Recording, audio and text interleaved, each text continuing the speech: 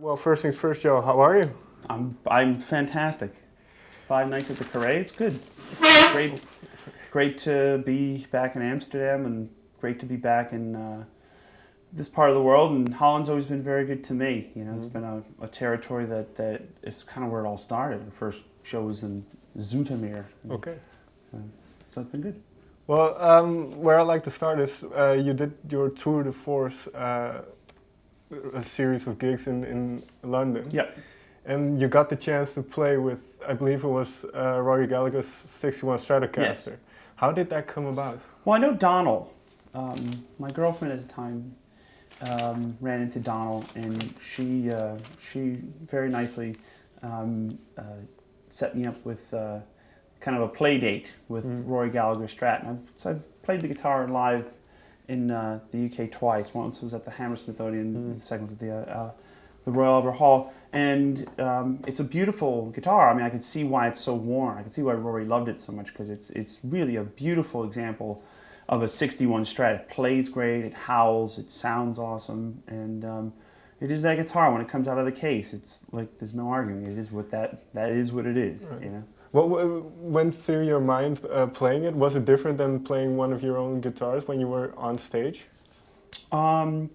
Well, I mean, obviously, this is the thing. That same night, I played Bernie Marsden's 59 Les Paul. The same night, I played Peter Green's 59 Les Paul. Gary Moore, he owned it as well, and Rory Gallagher's guitar. And the thing that I figured out really, really quickly was I'm not Peter Green, I'm not Rory Gallagher, and I'm not Bernie Marsden. Everybody sounds the way they sound because the sound in the guitar is intrinsically in your hands. Right. So I never really, you know, just because I played Rory Gallagher's guitar, I'm not nowhere near Rory Gallagher, but it was a real honor, it was a real privilege, obviously, to play something like that, especially for a guitar nerd like myself, and just a fan, you know, I'm just a fan. So. And well, you've said this before in many interviews that you started out with the British blues or the Irish blues with those blues players, the names you just mentioned. Right.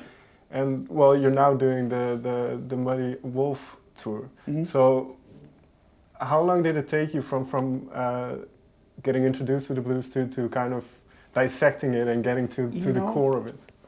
Well, I mean, obviously I discovered Muddy Waters and Howlin' Wolf through the British. That was my gateway into that music.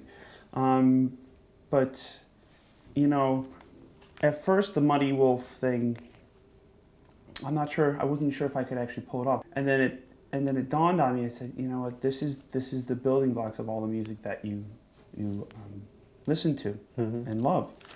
And I just embraced the catalog. And again, because we did a tribute to Muddy Waters and Howlin' Wolf, I mean, those guys were poets. They were masters, you know. And my role in all of that was just a very, very, you know, a simple tribute to them. And arguably could turn out to be one of the biggest things we ever do. So very proud of the disc, very proud of the work. And the cool thing is, you know, kind of the tour that we're doing now is an extension of that. It's a bit of a hybrid tour, more traditional blues, got a horn band. And maybe that's just kind of the way my music's trending, but it's, I just really, you know, I enjoy playing it. And there was, I went through the list of the songs, and there was one name that kind of popped up for me or stood out for me, which is Willie Dixon, Willie Dixon. Because he's the writer. He's the writer, because these are all songs that were made famous by Muddy Waters and Howlin' Wolf, but he was seminal in their work. So yeah, what role does he play for you in all of this? Well, you know, Willie Dixon was very, very, very smart. He always kept his publishing. He knew the music business before the quote-unquote music business. Yeah, and he was very wealthy, and you know, is criminally undermentioned, you know, in a lot of this stuff. I mean, just as a bass player, but as a writer, I mean, that was a poet, and that was a guy who changed the world musically, and not a lot of people give him the credit that he deserves. It's just incredible. I met him one time. It was like 1990. I met him in California, just briefly. Did you talk about the blues or? I was a kid. Fair enough. Meeting this tall guy named Willie Dixon. I don't know what to say. Okay, but well, yeah, because this is when we last spoke. This also kind of came up where you see yourself as an interpreter of the blues, and that having to write the song isn't that necessary for you to feel the emotion and. Well, everybody, like you said, Howlin' Wolf and Muddy Waters were interpreting Willie Dixon's tunes. Everybody's an interpreter. You don't have to necessarily write the lyrics in order to be involved in it. Obviously you'd like to, and if they're personal to you, then obviously it's a personal song. But more so than not, you had to immerse yourself. It's very, very easy to play blues badly. It's very, very difficult. And it's a real school and it's a real artistry to play it well. Mm. And that's what I learned mostly from the Muddy Wolf experience, was that it's easy to just work up "You Shook Me, Baby" and just mail it in, or whatever, and recite the lyrics. It's very difficult to give an honest and heartfelt interpretation serving the song. Mm. I kind of drill this into my band almost now daily, is everything that you do with these songs is in service of them, right? In reverence to the music, because it's very easily butchered and it's very, very easily played not in a convincing, authentic way. And well, what you mentioned earlier with if you play a Rory Gallagher guitar, you won't sound like a Rory Gallagher. So you'll never sound like those guys. You'll always sound like yourself. So you're setting yourself up for disappointment if that was your deal. So, to me, ultimately, it just boils down to a very, very simple.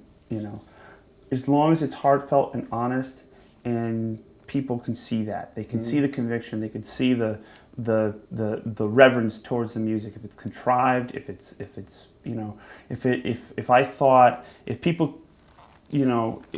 I did it because I wanted to have a hit on the radio or something like that, it was this contrived, very overthought idea, it would never work. It would never pass the smell test, because at the end of the day,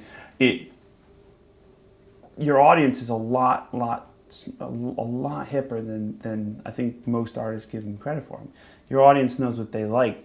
They also know when you're being yourself. And the minute, when early in my career, I did a record called "So It's Like That," and half the record was songs that the record company convinced me to put on there, and half the record was the songs that I wanted to put on there. Mm-hmm. And then there was a live DVD that was included with it, which just was my show at the time. And the live DVD was more successful than the record, because that's what I wanted to do. And the minute we made this record, Blues Deluxe, Blues Deluxe, this was the record I wanted to make. Right. And all of a sudden my fans doubled, and because it was authentic, and it was me, and it was done with conviction, and that's the artist I wanted to be. And the minute I embraced that wholeheartedly, I became a much more successful artist. And I go, well, that's not a hard thing to do. It's just, if I like it, great, Is this so I have to sell it, Right. Is this the reason why over the past years you've released a lot of live albums? Is this why part of the reason why? We're a touring artist. I'm a touring artist, and we're a touring band, and we play a lot of great venues, and I think people like to see, they can't be at the venue, but they like to see us. I'd like to make, we made a DVD in this particular room, which if for those playing at home, it's the Curry Opera House. We made a DVD here with Beth Hart 2 years ago, and that was a great experience, and it's such a wonderful place to come. And it's because when you're in the venue, or if you're watching at home, hopefully the film takes you to the venue, like our Red Rocks DVD, or live at the Curry, or live at the Albert Hall. People feel like they're there, and it's almost arguably better to watch it at home than it is in the stalls, but it's, again, it's this documentation of these wonderful experiences that we're having, and this wonderful success that the fans allow me to have.